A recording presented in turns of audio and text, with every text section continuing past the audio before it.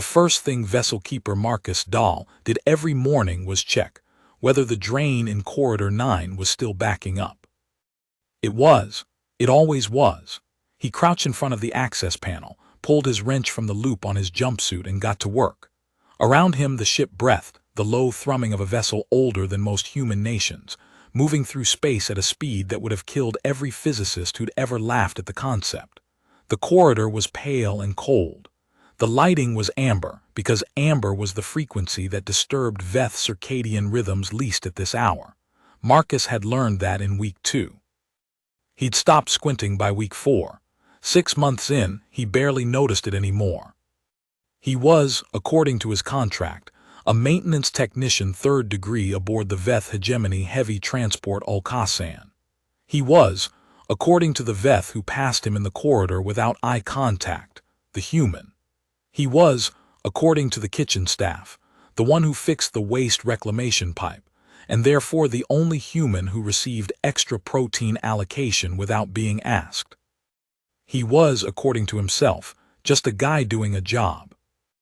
The drain gave a sucking noise and released. Marcus sat back on his heels and allowed himself a small sound of satisfaction, not quite a word, not quite a whistle. The wrench went back into its loop. He stood, pulled his cart around, and continued down Corridor 9 toward the sealed section.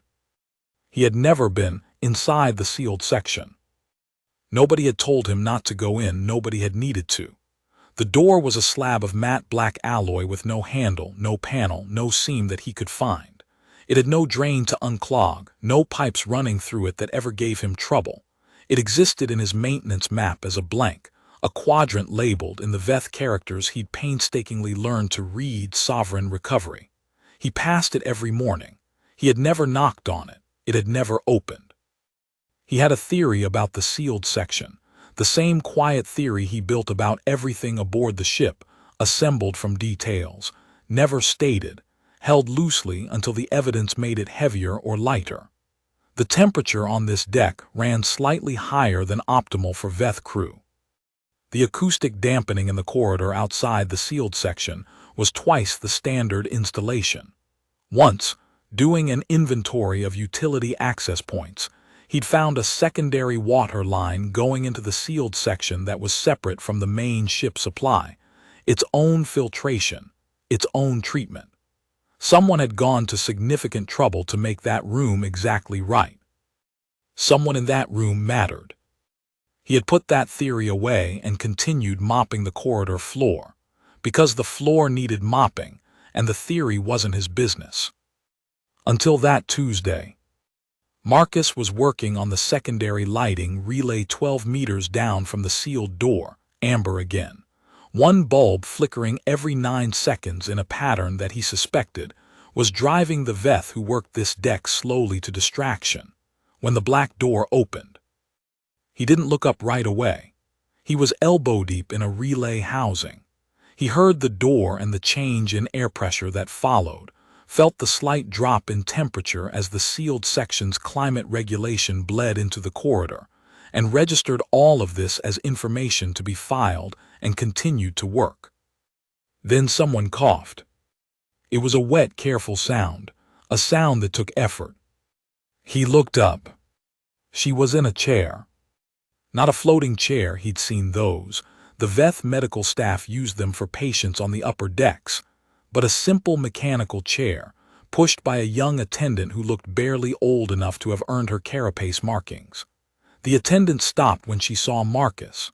Her eyes, 6 of them, arranged in 2 rows, pale violet, went wide. The girl in the chair looked at Marcus too. She was young. He knew enough about Veth anatomy by now to estimate. She was perhaps 16 in human terms, which put her at the mid-3rd maturation stage, carapace still softening at the joints, secondary crest just beginning to show. She had the coloring of high-caste Veth, deep blue-black chitin with iridescent green at the joints, but her face had the particular tension of someone who had been sick for a very long time. Thin, careful. Her hands rested in her lap with the stillness of hands that had learned not to move on their own. Her legs, Marcus noticed, were covered by a blanket despite the ambient temperature. She was staring at him with all four of her primary eyes. He stared back for a moment, then did the thing that had served him well for 6 months aboard a ship where he understood perhaps 40% of the culture and 60% of the language. He nodded, turned back to the relay housing, and continued working. He heard the attendant make a sound, not a word, more a controlled exhale of alarm, and then the sound of the chair being hurriedly reversed toward the door. "Wait," said the girl. The attendant stopped. Marcus didn't look up, but his hand slowed. "What is that?" the girl said. He heard the attendant answer in a rapid, low murmur, the word for human, the word for work, probably the word for do not engage. He knew all three. "I know what a human is," the girl said. Her voice was steadier than her body suggested it should be. "What is that tool?" A pause. Marcus pulled the relay housing open another centimeter and examined the wiring. It was a simple issue, a loose coupling in the power feed, vibration over time, nothing dramatic. He could have the light fixed in 4 minutes. "It is a wrench," he said without looking up. His Veth was functional rather than elegant, but he'd worked hard on the technical vocabulary. For turning fasteners, this particular fastener was cross-threaded. "I'm persuading it." Silence. He felt them both looking at him. "Persuading," the girl said. "That's the polite word for it." Another silence, longer. Then, unexpectedly, "Does it work?" He gave the wrench one last careful quarter turn and felt the fastener seat properly. The flickering stopped. The light in corridor 9 went steady and amber and calm. "Usually," he said. He packed up his tools, stood, and only then looked at her directly. She was watching him with an expression he recognized, because he had learned to read Veth faces the same way he'd learned to read the maintenance logs, patiently, incorrectly at first, and then eventually well enough.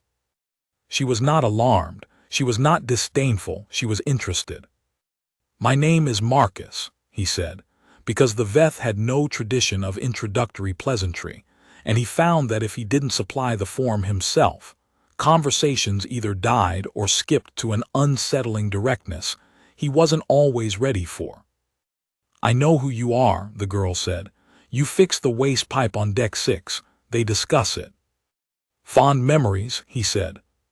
She made a sound he'd heard before, Veth equivalent of a short laugh, more air than sound, and then seemed surprised she'd made it. The attendant touched her shoulder. She ignored it. "I am Velturasa," she said. The name landed with a weight he couldn't quite account for until, on the walk back to his quarters that evening, he pulled up the Veth naming conventions he'd memorized and worked out the prefix. Vel for sovereignty, Tura for line, Sa for singular inheritor. He had been exchanging pleasantries with the Queen's daughter. He had made her laugh. He lay in his bunk for a while, staring at the ceiling, thinking about that. Then he thought about the temperature regulation on deck 4. Then he fell asleep.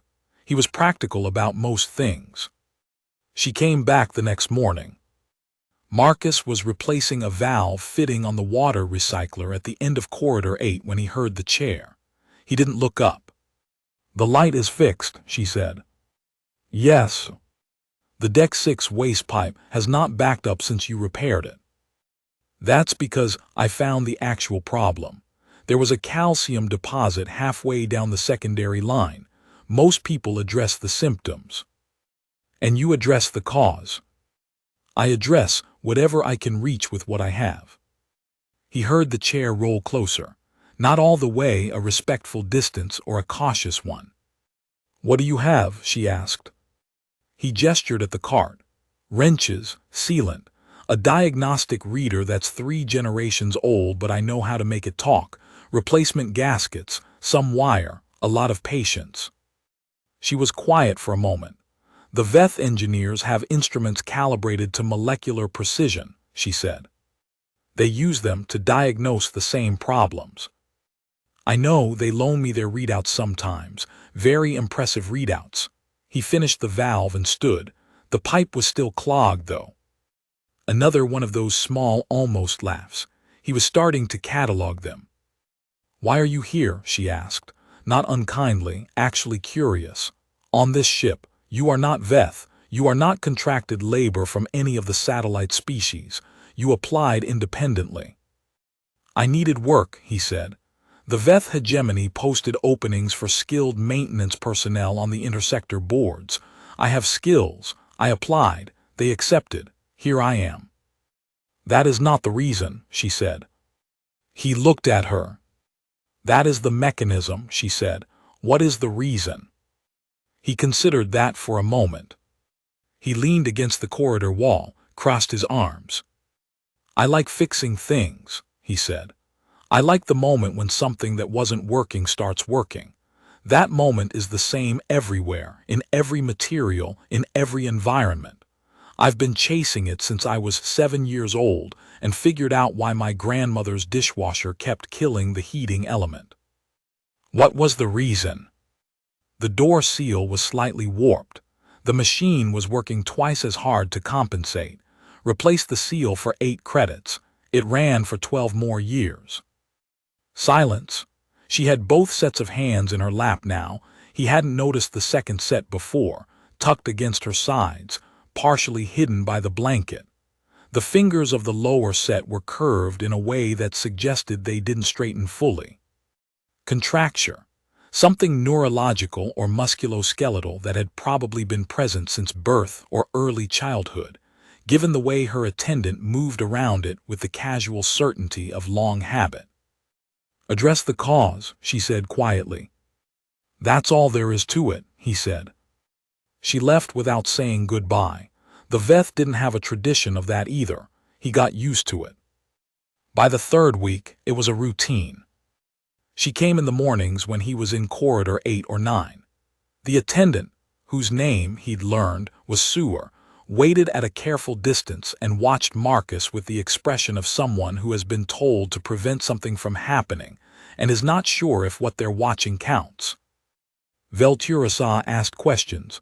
Marcus answered them. She asked about the wrench, about the diagnostic reader, about the 3-step pressure test he used on the oxygen recycler fittings. She asked about the small notations he made in the maintenance log in his own shorthand. He showed her once what the shorthand meant, not the words themselves but the system behind them, the way he categorized failures by type and root cause, and whether the fix was a patch or a permanent repair. She studied the notation system for 2 minutes, and then asked him a question about the categorization that revealed she'd understood it completely. "You could read the logs yourself if you wanted," he said. "Once you know the shorthand, takes about an hour to learn."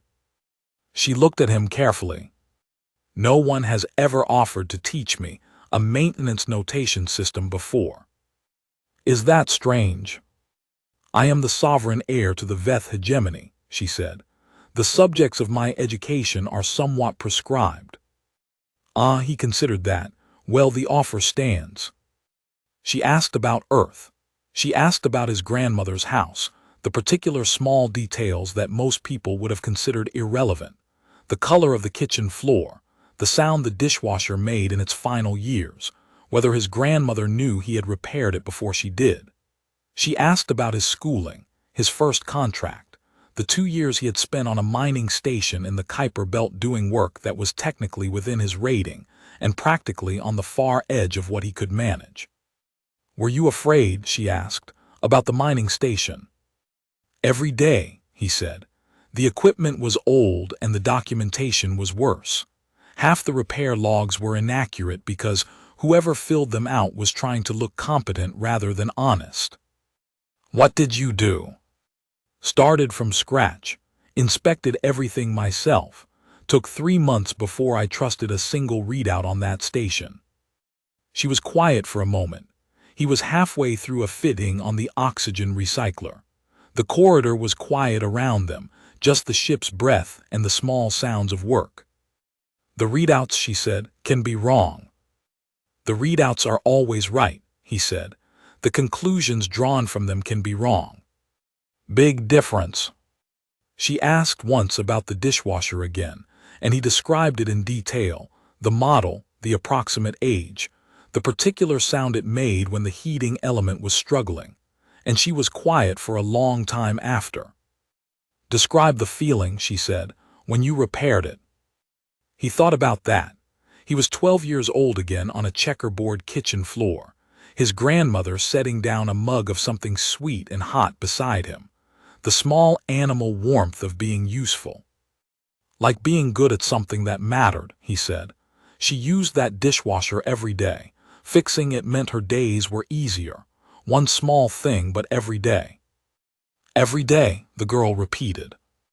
He glanced at her lower hands. She had them curled in her lap as always.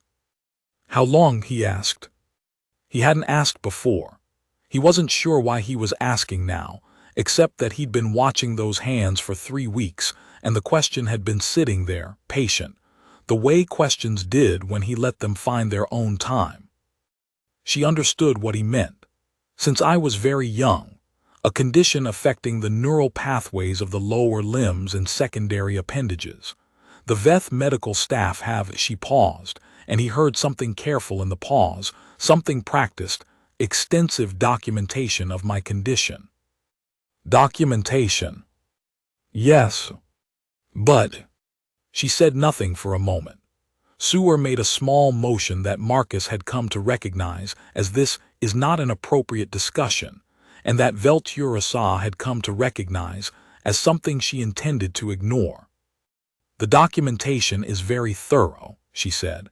"The prognosis within it is also very thorough. It was presented to my mother when I was 3 years old and has been updated twice since. The conclusion has not changed." He looked at her directly. "What's the conclusion?" "That my condition is stable." She said it the way people say things that have been said to them so many times they've stopped being words. "That I should focus on cognitive and administrative development. That my lower limbs serve a diminished function which may be managed but not meaningfully improved." She paused. "That I should not be encouraged toward expectations that will cause distress." He was quiet for a moment.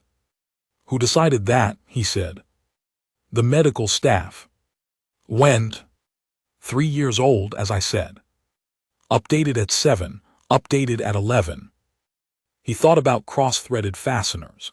He thought about calcium deposits halfway down secondary pipes that everyone else had decided were clogged drains at the primary junction. He thought about the mining station where 3 months of incorrect readouts had almost convinced him the ventilation system was fundamentally compromised, until he traced the actual signal path and found a single corroded junction that had been feeding bad data to every instrument downstream. "With respect to the medical staff," he said carefully, "I've met a lot of experts who were very thorough about the problem and not very interested in the solution." She looked at him with all 4 primary eyes for a long moment. "That is a significant thing to say," she said, "about the medical advisors of the Veth hegemony. I know. My mother could have you removed from this ship.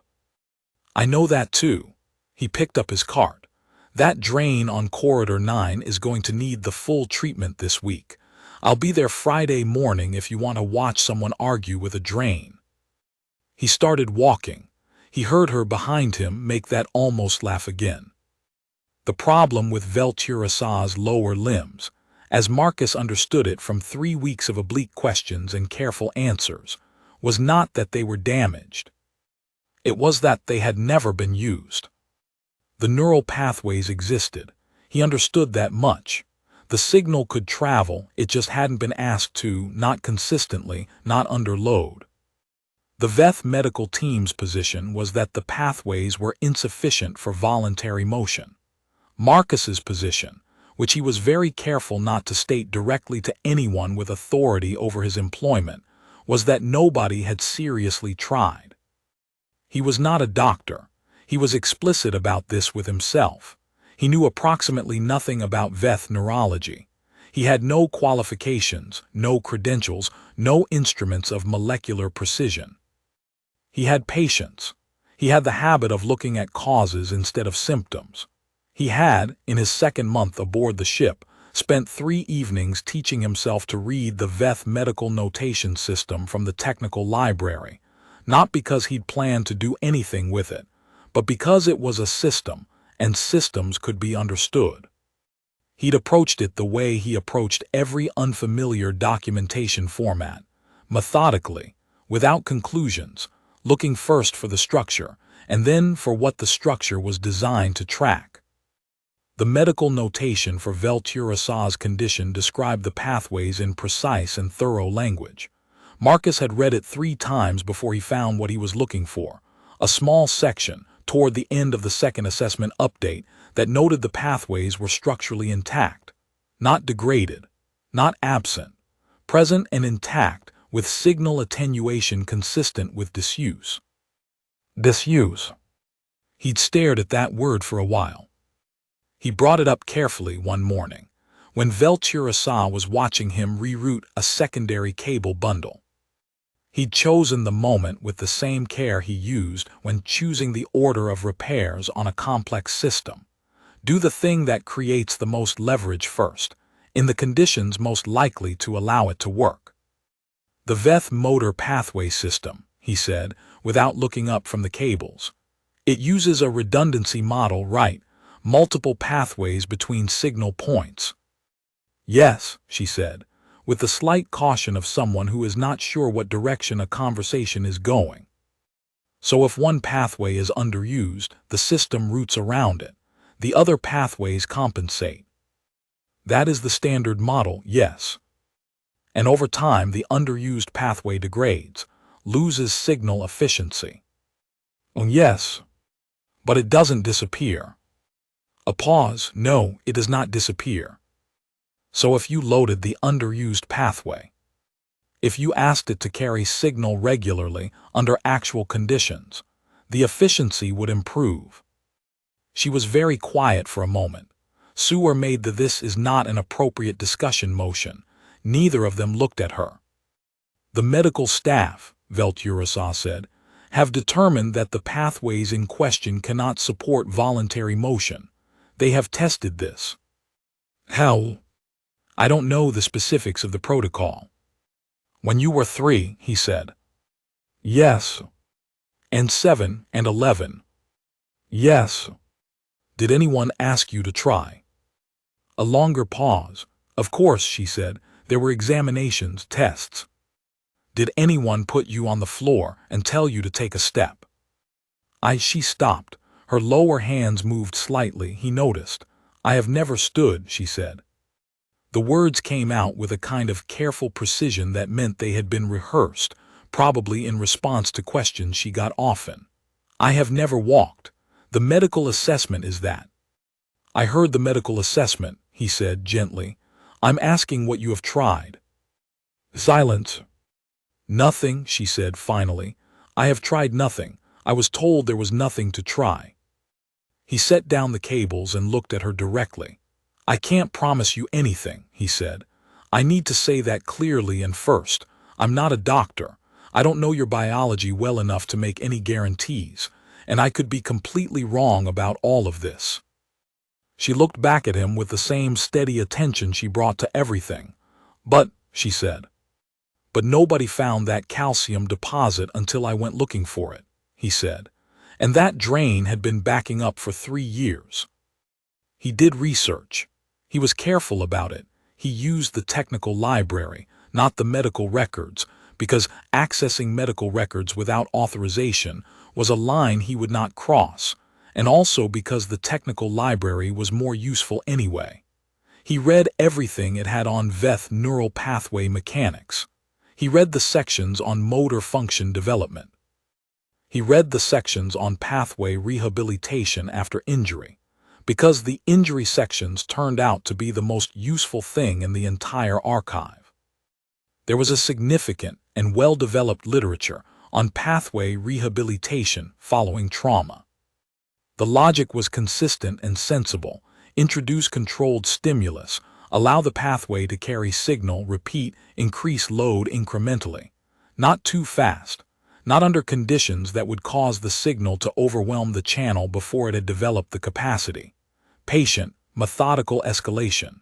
Standard, well-documented, applied routinely for injury cases for over 2 centuries of vet medical practice.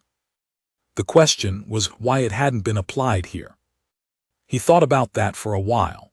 He went back to the technical library twice and read the injury rehabilitation sections again. He wasn't looking for information he'd missed. He was looking for the logic gap, the place where the methodology that worked for injury cases had been decided not to apply. He didn't find a reason. He found an absence. The assessment protocols for congenital pathway insufficiency and for traumatic pathway damage were in different sections of the literature, developed by different research groups, and had apparently never been cross-referenced. Nobody had looked at them side by side and asked if one approach might apply to the other. He thought about that for a long time. He thought about what it meant to be the daughter of the queen of the Veth hegemony, and to be 3 years old when the doctors told your mother you would never walk. He thought about the particular kind of careful hopelessness that got built up over 13 years of being managed instead of challenged. He thought about what it meant that the doctors had updated the prognosis twice, and the conclusion had not changed, because the conclusion had never been based on what she'd been asked to try. It had been based on baseline observations of a very young child who had never developed the use of those pathways, and the assessments at 7 and 11 had confirmed the baseline rather than probing past it. They were being thorough, he thought. They were documenting. They were managing expectations. They were doing all the right things in the way of people who are very good at the right things and have no idea what it means to be the person the right things are being done to. He pulled out the maintenance log and wrote in his own shorthand, "Check for cause. Don't assume the symptom is the system. Cross-reference your methods. The answer might be in a section you haven't read yet." The first session happened on a Tuesday morning in Corridor 9, when Sewer was briefly distracted by a fault alert 2 sections over that Marcus had, entirely by coincidence, known would occur at approximately that time, because he had deferred maintenance on that particular fitting for 4 days while he worked out his approach. He had told Velturissa nothing about the fault alert. He had also not planned for her to already be stopped in the corridor with her chair sideways and her lower hands flat on the armrests, and a particular set expression when he arrived. "You knew Sewer would leave," she said. "I knew the alert was scheduled," he said. "You planned this." "I planned to be available," he said. "What you do with that is your decision." She looked at him for a long moment. Her lower hands pressed flat on the armrests. He could see the effort in them, the tremor of neural signal being pushed through channels that weren't accustomed to the request. "What do I do?" she said. "Not a question exactly. The way someone says something out loud to hear how it sounds." "First we see if you can move your foot," he said. "Not stand, not walk, move one foot." He set his cart aside. He sat down on the corridor floor, cross-legged, so that he was below her eye level. It was something he'd done instinctively since his first week aboard, making himself smaller, less imposing, less like something that needed to be watched. He'd noticed it worked differently with different crew. With Velturissa, it meant she didn't have to look up at him, which meant the conversation felt less like being addressed and more like being met. "Think about the signal," he said. "Like a channel that needs to be opened, not forced, opened." "I don't know what that means." "Neither do I exactly," he said. "I'm describing it the way it works for me when I'm working on something unfamiliar. I stop thinking about what it's supposed to do and think about what it can do right now. I don't ask the system to perform. I ask it to start." She looked at him, then she looked at her foot. He waited. It took 4 minutes. He counted quietly in his head. He didn't watch the foot, he watched her face, because the face was where the real work was happening. The concentration there was absolute. She had the quality of someone who had spent her entire life developing every tool except this one, now turning all of those tools toward the only task that mattered. Her right foot moved. Not far, A centimeter, maybe 2. A small dorsiflexion, the toes pulling slightly back toward the shin, a motion so minor that in any other context it would have meant nothing at all. Her face changed completely. He had seen Veth show many things in 6 months. Irritation, efficiency, the particular focused neutrality they used in professional contexts. He had not seen this. The expression of someone who has just discovered, at 16 years old, that their body contains something they were told it did not. He didn't say anything. She moved the foot again, smaller this time, more controlled, less desperate, testing the channel. "It's there," she said, very quietly. "Yes," he said. "It was always there."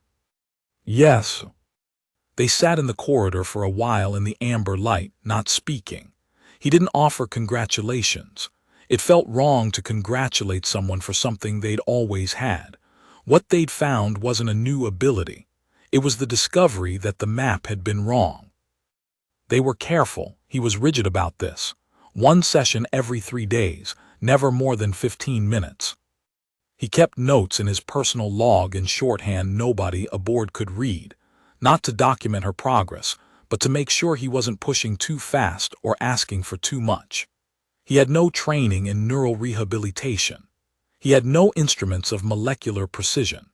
He had the maintenance logs and the technical library and the basic mechanical logic that a pathway was a pathway and signal needed to travel it regularly or the channel would stay narrow. She made progress. Not quickly, not dramatically. She could move the foot consistently by the 2nd week. By the 3rd week she was controlling the motion, not just triggering it but directing it, adjusting the degree of flex, experimenting with the range. He watched her approach the problem the way she approached everything. Systematically, with careful attention to what was working and what wasn't, noting the variations and building on them without being told to. She could move both feet by the 4th week. She could flex her lower limbs, both of them, at the knee joint by the 6th week, though it cost her, and she spent the afternoon after in her room with the attending staff puzzled by a fatigue they couldn't account for. She told no one else. He asked her why. "Because they will tell me to stop," she said. "Because the documentation says it is not possible, and because," she paused, "because this belongs to me, for a while, before it belongs to everyone." He understood that completely. There was a version of this, in his experience, that happened with every significant repair on a system that had been written off. The moment before you told anyone was the moment that belonged only to you and the system, the moment of private confirmation that you'd been right to keep looking. "How long did you know," she asked once, "before you told me, that you thought it might be possible?" He thought about that honestly. 2 weeks after I read the technical library, he said. Another week before I decided I wasn't going to bring it up unless you asked. 2 more weeks before I created the conditions for you to ask. She looked at him. "That is a great deal of patience." "I told you that was what I had." The 10th week was when everything changed. He was in Corridor 9, actual maintenance this time, the drain in its perpetual rebellion, when Sewer appeared at the entrance to the sealed section and stood there with an expression he'd never seen on a Veth attendant's face before. It took him a moment to parse it. She was afraid, not of him, of what was behind her. "She is asking for you," Sewer said. Her voice was extremely controlled. "She has been asking for the past," she said, "to tell you." Sewer stopped, composed herself.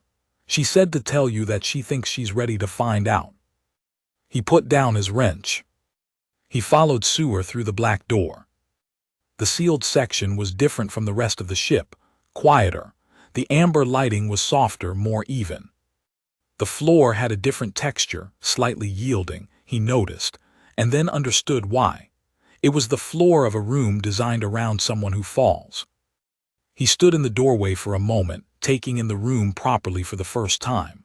The carefulness of it, the thought that had gone into every surface, Someone had looked at this room and imagined every possible failure, every possible consequence, and prepared for it. It was, in its way, a very thorough document. It just wasn't the right document for the situation anymore. Velturasa was at the far end of the room, beside her chair but not in it. She had her lower hands braced on the armrests, both feet flat on the floor, both lower limbs carrying weight. She was standing. It was not graceful. She was shaking visibly, the tremor running through her secondary crest and down her spine. Her face was the controlled, deliberate expression of someone doing something that requires everything they have and is choosing to do it anyway. He walked to her. He stopped 2 meters away. He did not offer his hand. He did not move to catch her. He stood still, the same distance he always kept, and he looked at her. "Tell me what it feels like," he said. She looked back at him. Her lower limbs were shaking. Her face was extraordinary. "Like signal," she said. "Like all the channels opening at once." She paused. "Like being good at something that matters." He said nothing for a moment. "Take a step," he said, "if you want to." She took a step. It was not elegant. Her lower body had the uncertain quality of mechanics learning their own geometry, the joints slightly wrong, the weight distribution off. She caught herself on the chair with one lower hand. She made a sound, not the almost laugh, something different, something that had never come out of her before, a sound with too much in it to name cleanly. She steadied. She took another step. Sewer behind Marcus made a sound that he didn't have context for, and that he later decided didn't need context. It was the sound of witnessing. Some things were true without translation. Velturasa walked 4 steps to the center of the room and stopped, both sets of hands out at her sides, not touching anything. Standing under her own signal, on her own 2 feet, in the room designed around the assumption that she never would. She looked at Marcus. "You said you couldn't promise me anything," she said. "I couldn't," he said. "I can't. I still don't know what comes next." "Neither do I." Her lower limbs were still shaking. She was still standing. "But the pathway was there," she said. "It was always there. Nobody asked it to open." "Someone should have asked a long time ago," he said. She looked at him for a moment longer. Then she looked around the room, at the carefully padded floor, at the chair. At the door she had come through every morning for as long as she could remember, on her way to a corridor where she watched a human argue with a drain and ask questions that no one else had thought to ask. "I would like," she said slowly, "to go outside this room." "I know a corridor," he said. "The drain needs work." The Queen's arrival was not announced, not exactly. The ship changed. Marcus noticed it the way you notice weather, a shift in pressure, in the quality of attention from the staff who passed him in the corridors. Crew who had ignored him for 6 months now noted where he was. He found Deck 4, which had never been restricted before, suddenly closed to general passage. The kitchen staff, who normally sent his protein allocation without commentary, added a note to the delivery that he couldn't fully parse, but that seemed to be a formal acknowledgement of something. He was working on the aft lighting relay, amber, always amber, when the Queen came to Corridor 9. He had not expected this. He had not prepared for it. He had spent 3 years as a junior technician on orbital stations and 2 years on the Ulcasan, and the closest he had come to royalty was once repairing a filtration unit in the private quarters of a senior Veth administrator, which had resulted in a formal commendation that he kept in a folder because he wasn't sure what else to do with it. He was a maintenance technician. The Queen of the Veth hegemony had no reason to stand in his corridor. She stood in his corridor. The Queen of the Veth hegemony was not what the term conjured in a human frame of reference. She was not wearing anything elaborate.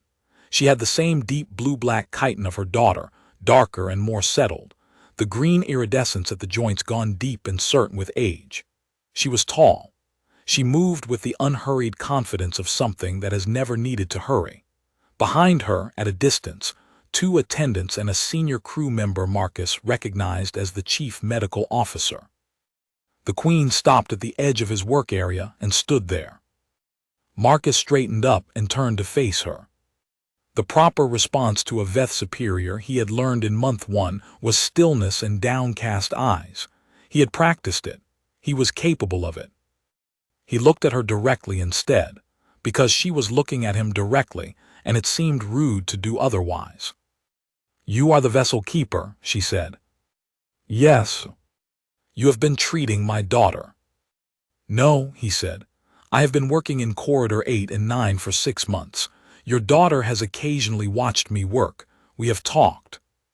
The Queen regarded him, one set of hands clasped behind her, the other at her side still.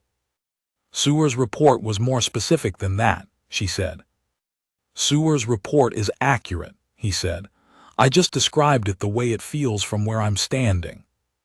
Something shifted in the Queen's expression. He wasn't sure what to call it. He'd been reading Veth faces for 6 months, and he still wasn't certain he had the full vocabulary. "She walked," the Queen said. "Yes." "My daughter, who has never walked." "Yes." "Because you spoke with her in a corridor." He thought carefully about what to say next. He thought about calcium deposits. He thought about pathways. He thought about the way the solution was always embarrassingly simple once you found it.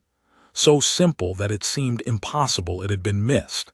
And then you realized it hadn't been missed. It had been documented thoroughly, and the documentation had said not possible, and everyone had believed the documentation because the documentation was thorough, and the people who wrote it were experts, and expertise is not the same as being right. The capacity was there, he said. It needed to be used, that's all. The Queen was quiet for a long moment.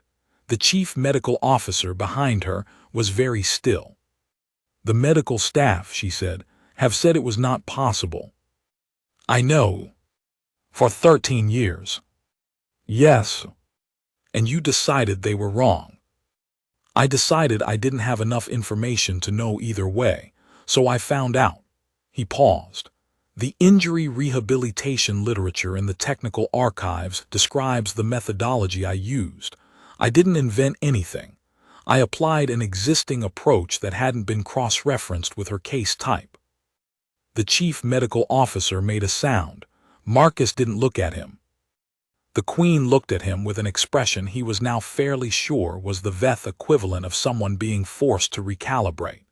He'd seen it on a junior engineer once when Marcus had fixed something with a piece of wire the engineer had been certain was unfixable. It was the expression of someone who is very good at their field, discovering that their field has a corner they hadn't looked into. "You did not ask permission," she said. "I asked your daughter." Silence, long enough that Marcus started to wonder about the state of his employment. "She is asking," the Queen said very carefully, "to see the corridor." He blinked. "She's never left the sealed section." "She has never walked before." The Queen's voice had something in it he couldn't immediately name, something that had been very controlled for a very long time. "She would like to do both at once. She is asking me." A pause. "She says there is a drain that needs work." Marcus looked at the drain cover 6 meters away. "It always needs work," he said. The first time Velturisa walked Corridor 9, she needed the chair alongside her. Not to sit in as a reference point, something to touch when the signal wavered, something to orient to when her lower limbs went uncertain. Sewer pushed it. Marcus walked on her other side, slightly ahead, not offering his arm but present in the way a guide rope is present on an unfamiliar slope. She walked 30 meters. Stopped, breathed, her secondary crest trembling, both sets of hands out. Then she kept going. The Queen walked behind them, at a distance that Marcus thought was deliberate, far enough back to be out of frame, close enough to see everything. He had the feeling, without turning to look, that the Queen was doing something she had not done in a very long time. He didn't know what it was. He didn't need to. At the end of the corridor, Velturasa stopped and stood and looked at the wall. The wall was nothing, a standard corridor terminus, a maintenance panel, the same amber light as everywhere else on this deck. She looked at it as if it were a horizon. "Is this the end?" she said. "There are a lot more corridors," he said. "Same drain problem in most of them." "Show me." So they turned around and walked back. The medical staff examined her for 2 days. He understood this and did not object. They brought instruments of molecular precision and ran protocols that resulted in documentation that was, by all accounts, extremely thorough. The conclusion was that her neural pathways, specifically the lower motor channels, had undergone significant improvement in signal efficiency. The pathways had always been structurally present. The mechanism of improvement was consistent with progressive load stimulation, controlled use of previously unstimulated channels over an extended period. This had not been attempted, the documentation noted, due to prior assessments indicating insufficient pathway development for voluntary motion. The prior assessments had been conducted when the patient was 3, 7, and 11 years old. A note was appended by the chief medical officer. It was brief. It said, "The methodology employed by the vessel keeper should have been considered at the outset of treatment planning. The failure to cross-reference injury rehabilitation protocols with congenital pathway insufficiency assessments represents a significant gap in standard practice. Formal review has been initiated." The documentation was updated. Marcus read none of this. He was in Corridor 9 working on the drain. Velturasa came to find him a week after the examinations. She walked in without the chair. She was still uneven, probably always would be, he thought, given that she was building a motor habit that should have been built years earlier, and the body has its own opinions about late starts. But she was upright and she was moving under her own signal, and she had the look of someone who is still mildly astonished by something they've been doing every day for a month. Not astonished enough to stop, astonished enough to pay attention. He was on his back under the water recycler manifold. She crouched on her own and looked in at him. "The medical staff," she said, "have a great many questions about methodology." "I don't have a methodology," he said. "I had a hypothesis. It turned out to be correct. There's a difference. They want to implement a formal protocol." "Good. A formal protocol will help other people in the same situation. That's a good outcome. They want to speak with you." "I'll tell them the same thing. The pathway was there. It needed to be used. They'll be annoyed that a maintenance technician put it that way, but that's what I've got." She was quiet for a moment, watching him work. He pulled a fitting loose, examined the seal, replaced it with a new one. The manifold took the new fitting cleanly. "You knew," she said, "before you tried, you were fairly certain." "I was not certain at all," he said. "I had a hypothesis. The difference matters." "But you were not discouraged by the prior assessments." He thought about that for a moment. The manifold fitting seated cleanly. He applied the sealant. "I was discouraged by what the assessments were based on," he said. "They were based on observations of a 3-year-old, a 7-year-old, an 11-year-old who had never been given cause to use those pathways. The data was accurate. The conclusion drawn from it was," he paused, "premature." "Premature," she said. "Very polite word for it." Another almost laugh. He was up to 47 of those, by his informal count. "My mother," she said, "is considering reassigning you." His hand stopped on the manifold. "Upward," she said, "to Deck 2. The environmental systems there are apparently in significant need of attention." He considered this. Deck 2 was the command level. The environmental systems there were, in fact, reportedly a disaster. He'd heard the maintenance chief complaining about it for months. 17 compounding issues, each one generating documentation about symptoms while the root causes compounded quietly in the secondary lines.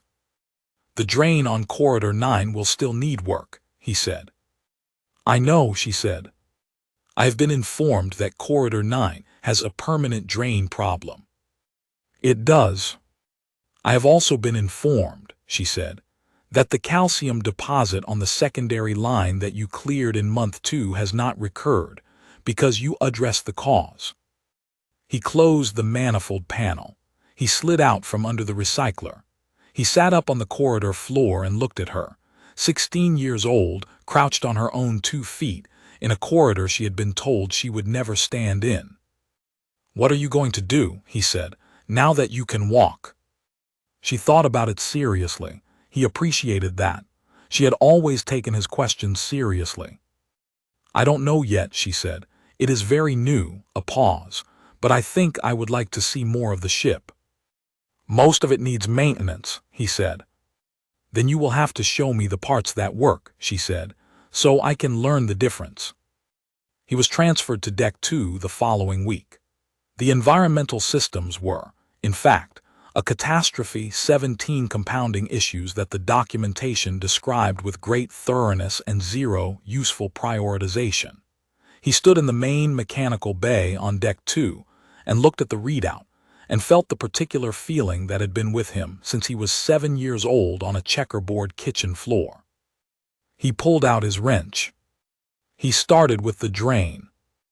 The medical report, when it was eventually published to the hegemony's medical literature, described the case in careful technical language.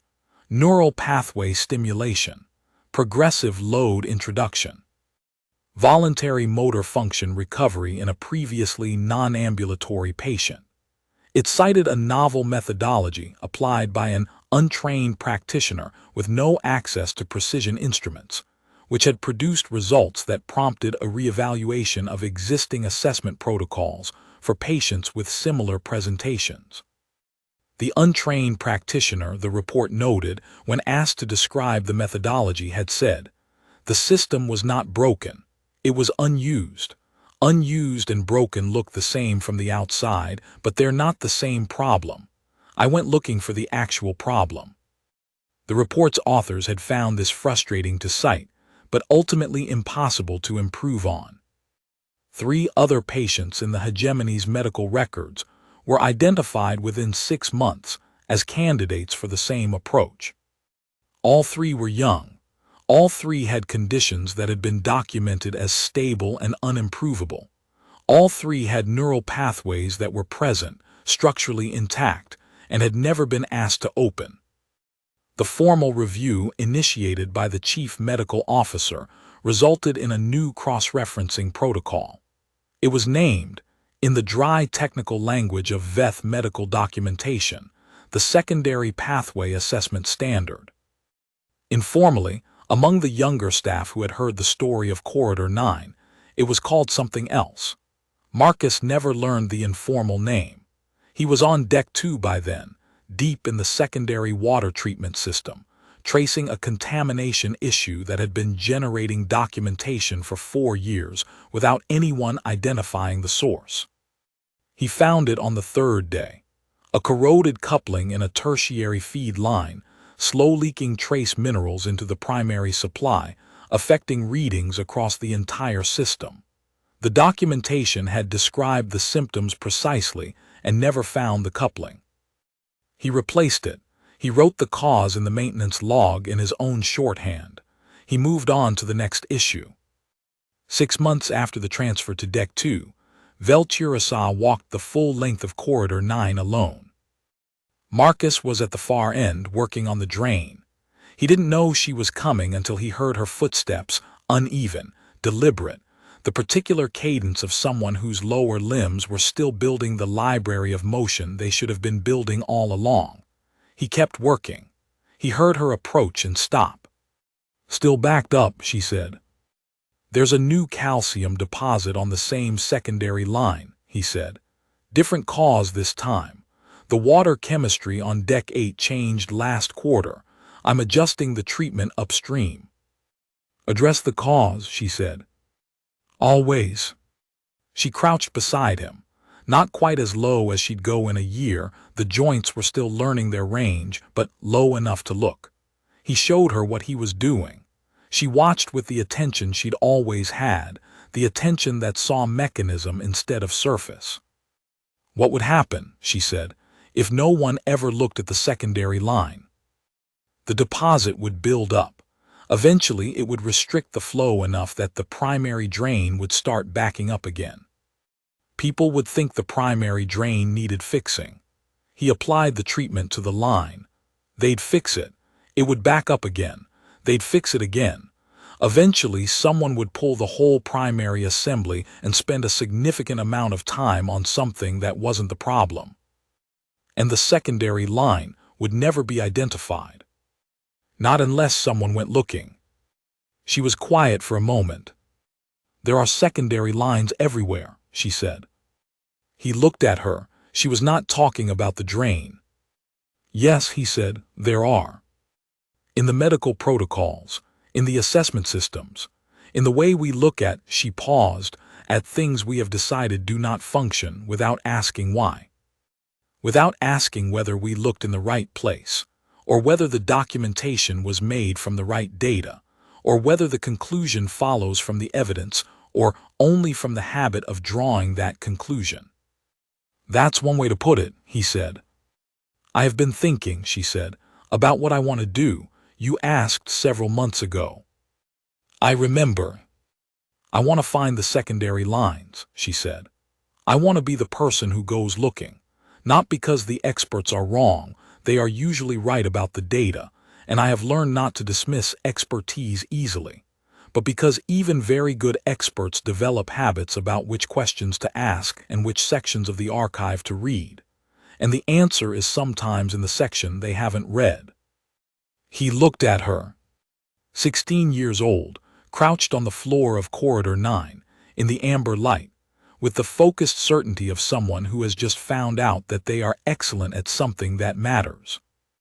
That, he said, is going to require a lot of patience. I know, she said, I have been practicing.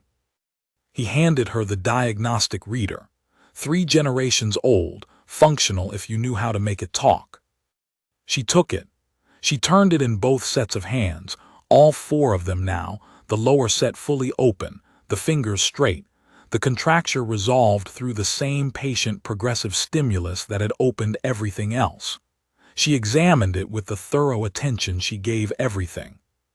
Then she started reading the output, quietly, in technical language that had not been there 3 months ago, working her way through the data with the patient, specific care of someone looking for the cause beneath the symptom.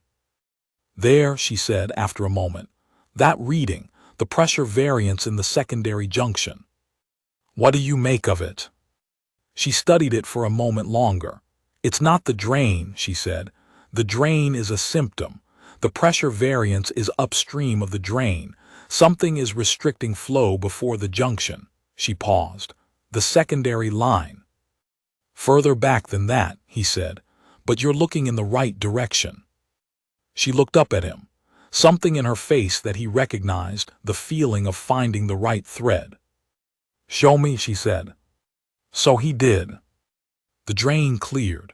The corridor went quiet. The amber light held steady overhead. Outside the ship, the stars moved. Inside, a girl who had been told she would never walk stood in a corridor on her own 2 feet, holding a 3-generation-old diagnostic reader, learning to find causes instead of symptoms. Learning, in the patient and unhurried way of someone who has just discovered that the map was wrong and the territory is much larger than they were told. Marcus leaned against the wall and let her work. A pathway that had always been there continued, carefully, to open. There was a day, 2 months into her walking, when he found her in the corridor alone. Not Corridor 9, Corridor 14, a section he hadn't seen her on before, on the far side of the ship from the sealed section. She was standing with one hand on the wall, not for support but for orientation, the way someone does when they're thinking hard about something and need to feel grounded. She didn't hear him approach. He slowed his cart deliberately so the wheels made their usual small noise, and she turned. She had been crying. He could tell from the way her secondary crest was flat and the particular tightness around her lower eyes. She composed it immediately when she saw him, and he respected the composure by not commenting on it. "Wrong corridor," he said. "I went too far," she said. "I wanted to find out where this deck connected to the outer ring." She paused. "I was also thinking about something, and I forgot to pay attention to where I was going." "What were you thinking about?" She was quiet for a moment. Outside the ship's hull, 3 meters away through plating rated for deep space, there was nothing, pure nothing, the dark between stars, the void that the Veth hegemony had been crossing for 5,000 years, and that humans had been crossing for 73, and the distance between those numbers was a kind of vertigo if you looked at it directly. "The medical staff," she said, "spoke with me again today about the formal protocol. They asked me many questions about the early sessions." A pause. "They asked what I had been feeling each time, whether I had been afraid." "Had you?" She considered this honestly. "Yes," she said. "Every time. Not of failing. Of finding out that the documentation was right and I had been wrong to hope." "That's a reasonable thing to be afraid of." "Yes," she was quiet again. "They also asked me why I agreed to try, what had persuaded me." "What did you tell them?" She looked at him. "I told them that you asked what I had tried, not whether I could, not what the assessments showed, what I had actually attempted personally with my own body." She paused. No one had ever asked that before. The distinction seemed important. He nodded. "It is a small question," she said. "Small questions are usually the right ones," he said. "The big questions are too easy to answer wrong." She looked at him for another moment, and then she straightened away from the wall and stood under her own weight, and her crest came back up to its resting position. "The outer ring is this way," she said, "if I am reading the corridor markings correctly." "You are," he said. "Will you show me where it connects?" He turned the cart. "It's past the secondary coolant junction," he said, "which is, coincidentally, something I need to check." "Of course it is," she said. They walked together down Corridor 14, the human and the Queen's daughter, in the amber light of a ship that was slowly, section by section, in no particular hurry, being understood. He found the note on his maintenance card on the last day of his 6th month aboard. Not a data file, not a ship's log entry, an actual physical card, which was not a Veth tradition but which someone had clearly researched. It was written in Veth script on a material he didn't recognize, dense and slightly warm to the touch.